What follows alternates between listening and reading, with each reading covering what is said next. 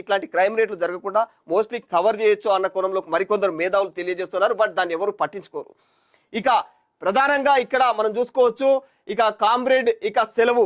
So ఎవరైతే సూరవరం సుధాకర్ రెడ్డికి ఇక ఆసురు నివాళులు అర్పించారు, ఎవరు సీఎం రేవంత్ రెడ్డితో సహా పలువురు మంత్రులందరూ కూడా ఆయనకు ఆసురు నివాళులు అర్పించారు. ఇక ఏదైతే మగ్దుం భవన్ నుంచి గాంధీ హాస్పిటల్ వరకు కూడా రెడ్ ఆర్మీ ర్యాలీ ప్రారంభించారు. అయితే ప్రభుత్వ లాంఛనాలతో అంతిమ సంస్కారాలు ఇక గాంధీ మెడికల్ కాలేజీకి డెడ్ బాడీ అప్పగింత చేయడం జరిగింది. ఇక సుధాకర్ రెడ్డిని శాశ్వతంగా గుర్తించుకునేలా అయితే చేస్తామని చెప్పేసి అయితే ఈ క్రమంలో భాగంగా, అంటే ఇందులో భాగంగా ఆయన సీఎం రేవంత్ రెడ్డి అయితే మాట్లాడుతూ ఉన్నారు. పాలమూరు జిల్లాకు వన్నె తెచ్చినటువంటి నేత అని కూడా ఆయన గురించి అయితే సుధాకర్ రెడ్డి గురించి అనేక రకాల ప్రశంసలు చేశారు. ఎన్ని చేసినప్పటికీ కూడా ఆ వ్యక్తి ఇక లేరు అనేది మాత్రం జగమెరగని సత్యం అన్నమాట. ఇక ఆదివారం హైదరాబాద్ లో ఇక సూరవరం సుధాకర్ రెడ్డి అంతిమ యాత్ర అనేది జరిగిందనమాట. ఆయన పార్థివ దేహం పైన సిపిఐ జెండాను కప్పుతున్నటువంటి పార్టీ నేతలు రాజా, ఇక ఎవరైతే ఉన్నారో నారాయణ, ఇక కూనంనేని సాంబశివారావు ఈ ఫోటోలో కనిపిస్తున్నారు కదా, వీళ్ళందరూ కూడా అది పరిస్థితి అన్నట్టు. ఇక మరో ప్రధానమైనటువంటి వార్త ఏందయ్యా వెలుగులో అంటే లైఫ్ సైన్సెస్ లో మేము తెలంగాణ టాప్ లో ఉంది అని చెప్పి తెలియజేస్తూ ఉన్నారు. ఇక బయోటెక్నాలజీ కావచ్చు, ఫార్మా కావచ్చు, మెడికల్ టెక్నాలజీలకు పూర్తిగా మేము మద్దతు ఇస్తున్నామన్న కోణంలో అయితే సీఎం రేవంత్ రెడ్డి చెప్తా ఉన్నాడు. ఆసియా పసిఫిక్ ఏదైతే బయో డిజైన్ ఇన్నోవేషన్ సమిట్ లో సీఎం రేవంత్ రెడ్డి మాట్లాడుతూ ఉన్నారు. ఇన్నాళ్ళు కూడా మన మేధస్సు ఏదైతే విదేశాలకు వాడాం, ఇకపైన మన ప్రజల కోసం వాడదాం, హెల్త్ సవాళ్ళను కూడా ఎదుర్కొనేలా ఆవిష్కరణలు రావాలి. ఇక సుల్తాన్పూర్ మెడికల్ డిజైన్ పార్కులో కూడా 60కి పైగా కూడా కంపెనీలు పనిచేస్తూ ఉన్నాయన్న కోణంలో ఆయన వెల్లడించారు.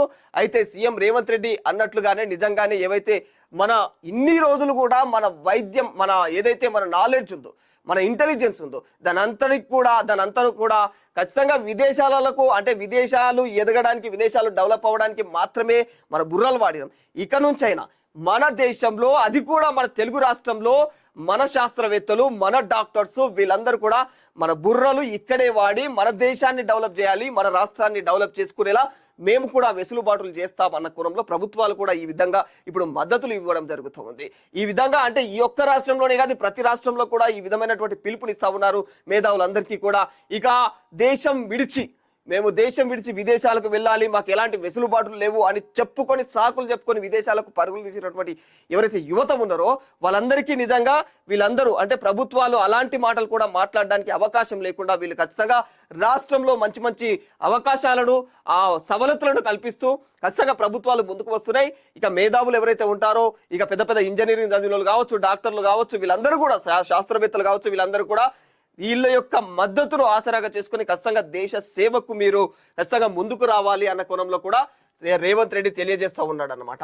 అయితే ఏదైతే ఇంకా దీనికి సంబంధించి వ్యవస్థలను నియంత్రిస్తామంటే సర్కార్ సహించేది లేదు. ఖచ్చితంగా ఇది కొన్ని వ్యవస్థలను కొంతమంది వ్యక్తులు ఏవైతే ముఖ్యంగా ప్రధానంగా చెప్పుకోవాలంటే సినీ వ్యవస్థను ముఖ్యంగా ప్రభుత్వాల చేతుల్లో లేకుండానే సర్కారుకు ఎలాంటి సంబంధం లేకుండానే వాళ్ళే ఆ వ్యవస్థలను నియంత్రించుకుంటూ ఉన్నారు. ఇలా నియంత్రించుకోవడం వల్ల జరుగుతున్నటువంటి పరిణామాలు ఏ విధంగా ఉన్నాయో మనకు కళ్ళకు కట్టినట్టుగా కనిపిస్తూ ఉన్నాయి.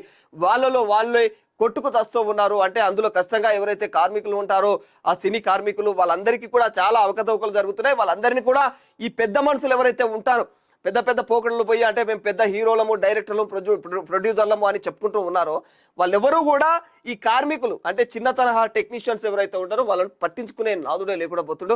వాళ్ళ బతుకులు నిజంగా చాలా దుర్భరంగా ఉంటాయి. మనం కూడా చాలాసార్లు విన్నాం కొన్ని ఇంటర్వ్యూలలో కావచ్చు, లేకపోతే మనం అక్కడక్కడ చూస్తే కూడా వాళ్ళ పరిస్థితి ఏముంటుంది, వాళ్ళు పెద్ద సినిమాలో చేసామన్నట్టే ఉంటుంది, కానీ బయట వచ్చి చూస్తే చాలా సింపుల్ గా తిరుగుతూ ఉంటారు. వాళ్ళ కుటుంబ పరిస్థితులు కూడా దారుణంగా ఉంటాయి. అట్లాంటి వాళ్ళ కోసం అయితే ఖచ్చితంగా సర్కారు అలాంటి వాటిని సహించదు.